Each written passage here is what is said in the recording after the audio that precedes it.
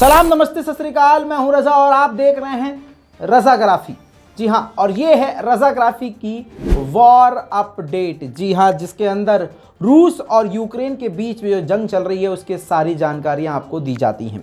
इस रिपोर्ट की सबसे पहली और सबसे बड़ी खबर ये है कि अभी कुछ दिन पहले रूस का बड़ा जहाज तबाह कर दिया था, जिससे करोड़ों खरबों का नुकसान रशिया का हुआ था। रूस ने नहीं माना था, लेकिन बाद में ये बात साबित हुई कि काफ़ी ज़्यादा नुकसान रूस का हुआ। अब बड़ी खबर एक और आ रही है कि तुर्की के ड्रोन बख्तियार TB2 का इस्तेमाल करते हुए एक और रशियन युद्धपोत को यूक्रेन ने उड़ा दिया है। इसको हमने कंफर्म कर दिया है और सबूत भी आपके सामने ले आए हैं। रूस पर काफ़ी बड़ा प्रहार यूक्रेन का। देखिए वीडियो।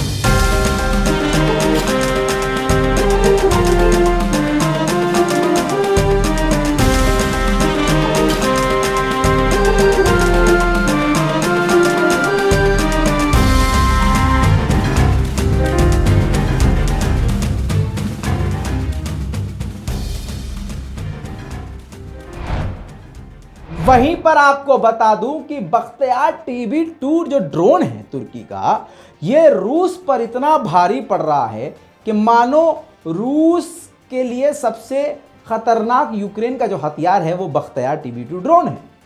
इसीलिए अब रूस की नज़र में बख्तियार TB2 ड्रोन चढ़ चुका है। अब स्पेशल डिफेंस सिस्टम का इस्तेमाल करते हुए रूस बख्तियार TB2 को मार गिराने की कोशिश कर रहा है, जिस कोशिश में एक बार कामयाब रूस हो चुका है। जी हां, पंसीर S1 नाम का डिफेंस सिस्टम इस्तेमाल किया रूस ने और बख्तियार TB2 पहले ड्रोन को ही मार गिराया है। जी हां, दो खबरें हैं। इससे पहले बता रहा था मैं आपको कि बख्तियार TB2 ड्रोन के जरिए दूसरा युद्धपोत मार गिराया। उसके कुछ घंटों के बाद खबर ये आई कि रूस ने बख्तियार TB2 को मार गिराया। देखिए स्क्रीन पर ये जो वीडियो आप देख रहे हैं, ये बख्तियार TB2 तुर्की मेड, जो तुर्की का सबसे खतरनाक ड्रोन है, ये उसका मलबा रूस ने खुद ही जारी करके दुनिया को दिखाया है कि हम बख्तियार TB2 ड्रोन को भी मार सकते हैं।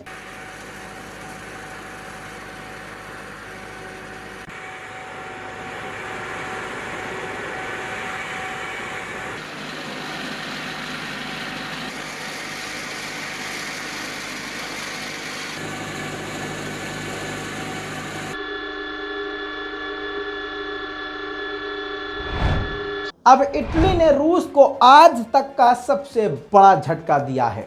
जी हां, रूस के एक बड़े बिजनेसमैन जो इटली में रहते हैं, उनकी जो सुपर यॉट है जिसकी कीमत 54 अरब रुपए है, जी हां, जब्त कर लिया है इटली ने। बड़ी खबर अब बर्लिन यानी ब्रिटेन से। आपको बता दूं, जिस बर्लिन में कुछ दिन पहले भारत के प्रधानमंत्री मोदी जी गए थे, वहां बर्लिन में रूस की मीडिया साइट के पास, जहां पर रूस का मीडिया काम करता है, वहां पर एक बॉम्ब मिला है, जिसके बाद अफरा तफरी मच चुकी है। रूस के अब मीडिया कर्मियों को भी निशाना बनाया जा रहा है। कौन बना रहा है ये कोई नहीं जानता, शायद ब्रिटेन के कुछ लोग जो, हाँ, क्योंकि ब्रिटेन तो पूरी तरह से यूक्रेन का सपोर्ट करता है। दोस्तों, अमेरिका ने एक बार फिर से अपने खजानों को यूक्रेन के ऊपर खोल दिया है और $150 मिलियन की मदद यूक्रेन के मारियोपोल के लोगों के लिए दी है। कहा है कि हम $150 मिलियन और खर्च करेंगे मारियोपोल के लोगों के ऊपर। अब तक अमेरिका 3.8 यानी लगभग $4 बिलियन खर्च कर चुका है यूक्रेन पर। अब सोचिए, श्रीलंका बर्बाद हो रहा है, पाकिस्तान उधारी में दबा हुआ है, नाइजीरिया तबाह हो चुका है।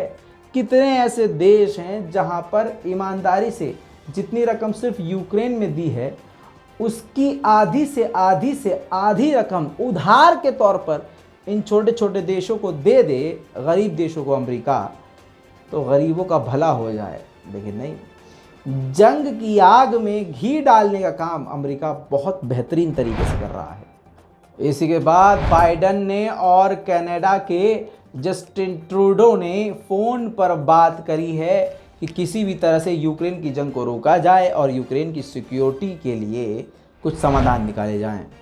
इसी के साथ अब भारत ने पहली बार सीधा भारत की सरजमीन से यूक्रेन को मदद पहुंचा दी है। जी हां, आपको बता दूं कि भारत ने 7,725 किलोग्राम का खाद्य पदार्थ, खाने पीने की वस्तुएं यूक्रेन की आम जनता के लिए भेज दी हैं। अब जो बात हमने 7 दिन पहले कही थी, रूस के अब दिमाग में आई है, अबे तुमसे तेज तो हम चल रहे हैं भाई। सुनिए क्या कहा है अब रूस ने आधिकारिक तौर से कह दिया है कि अमेरिका जिस प्रकार से हथियार यूक्रेन को दे रहा है, मिलिट्री एड दे रहा है और पैसे भी दे रहा है, जिससे यह बात साबित होती है कि डायरेक्ट हमसे, यूक्रेन की सरजमीन से और यूक्रेन के बहाने से भिड़ा हुआ है अमेरिका। यही बात मैं पिछले 7 दिनों से कह रहा था कि यूक्रेन तो सिर्फ चोला है, अंदर अमेरिका है और ये जंग अमेरिका से रूस की हो रही है। यूक्रेन के प्रेसिडेंट ज़ेलेंस्की जो सारी दुनिया से हथियारों और पैसों की भीख मांग रहे हैं, वहीं दूसरी तरफ अपनी पूरी अकड़ में नजर आ रहे हैं, जिसे कहते हैं, एक कहावत है, रस्सी जल गई लेकिन बल नहीं गए। आपको बता दूं, ज़ेलेंस्की ने रूस को धमकाते हुए कहा है कि अगर रूस समाधान चाहता है, जंग रोकना चाहता है और बवाल नहीं चाहता है, तो रूस ने जहां से, जिस एरिया से ये जंग शुरू करी थी, उस एरिया से भी पीछे चला जाए। दोस्तों, अब कई दिनों से विक्ट्री परेड रूस के अंदर अलग अलग इलाकों में हो रही है, जिसकी कुछ खास झलकें आपके लिए लेके आया हूँ। देखिए।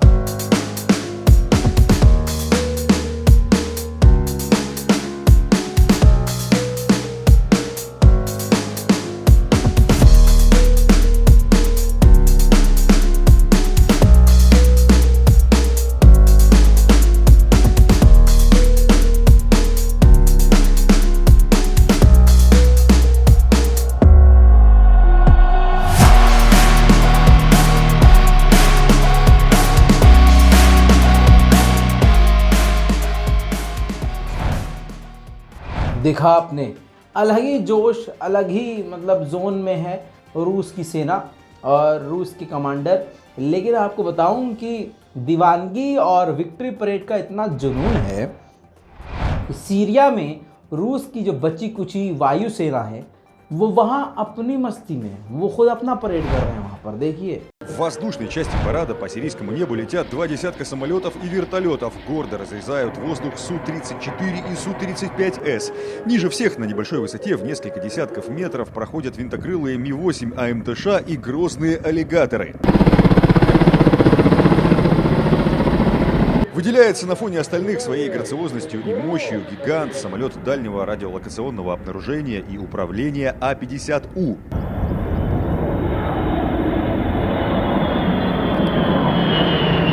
Вертолеты поднимают и раскрывают в небе огромные полотна, российские и сирийские флаги, которые видны всем на земле в радиусе десятков километров.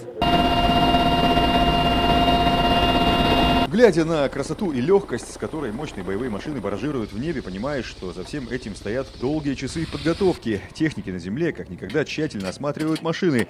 Для Владимира за 26 лет службы это не первый парад, но каждый раз это большая ответственность и гордость от проделанной работы. दोस्तों आपकी स्क्रीन पर तबाही का ये मंजर जानकारी दे रहा हूं, ध्यान से सुनिएगा। अब तक 200 से ज़्यादा बिल्डिंग रूस के हमलों में तबाह हो गई है, 46 स्कूल तबाह हो गए हैं, 30 बच्चों के गार्डन, बच्चों के बगीचे, किंडर गार्डन बर्बाद हुए हैं। उसके अलावा 70 जो इंफ्रास्ट्रक्चर है, पब्लिक प्लेसेस हैं, वो तबाह हो गए हैं।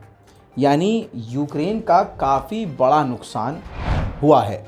रूस का सबसे खतरनाक T-90M टैंक एक बार फिर से यूक्रेन ने तबाह करके दुनिया को सख्ते में डाल दिया। आपकी स्क्रीन पर तबाही का वो मलबा।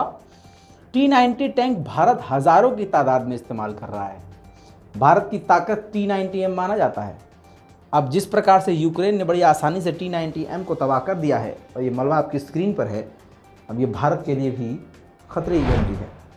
इसी के साथ ये भी बताता चलूं कि रूस के हमले अभी भी यूक्रेन पर जारी हैं। ओडेसा पर ताज़ा बमबारी के बाद विजुअल।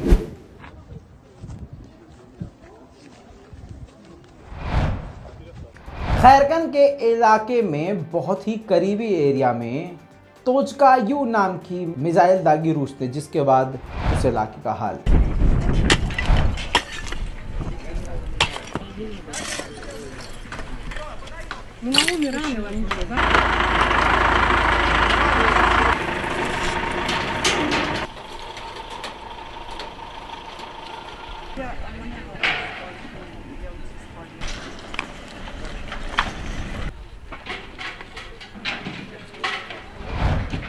रूस सारी ताकत का इस्तेमाल भी कर रहा है और अलग अलग तरह से प्लान कर रहा है हमले।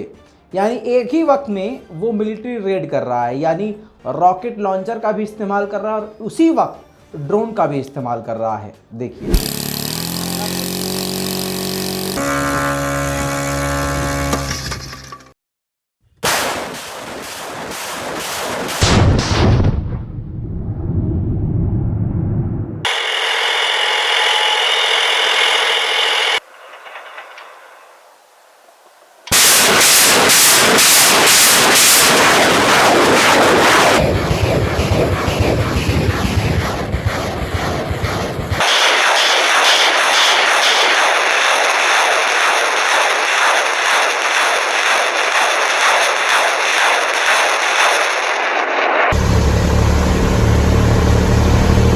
यूक्रेन के सेवेरोडोनेत्स्क के इलाके में अभी भी ज़मीनी जंग जारी है। गोलीबारी दनादन 24 घंटे बिना रुके हो रही है।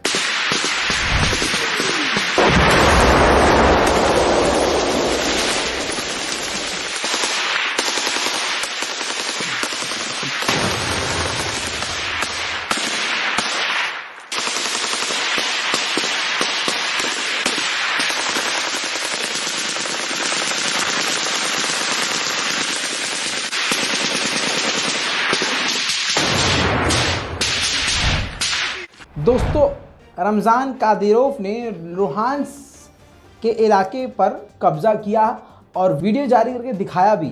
उनके साथ वीडियो में देखिए, उनके साथ हज़ारों की तादाद में सेना नज़र आ रही है और वो इस पूरी सेना को लीड करते हुए अलग अलग इलाकों पर कामयाबी से कब्जा करते हुए आगे बढ़ रहे हैं। दोस्तों अभी तक के लिए इतना ही। इस पूरी रिपोर्ट पर आपकी राय जो है वो क्या है नीचे कमेंट जरूर कीजिएगा। लाल बटन दबा के हमारे चैनल को सब्सक्राइब कर लीजिए भाई प्लीज़। इस रिपोर्ट को शेयर कीजिए। मैं हूं रजा और आप देख रहे हैं रजाग्राफी। जय हिंद।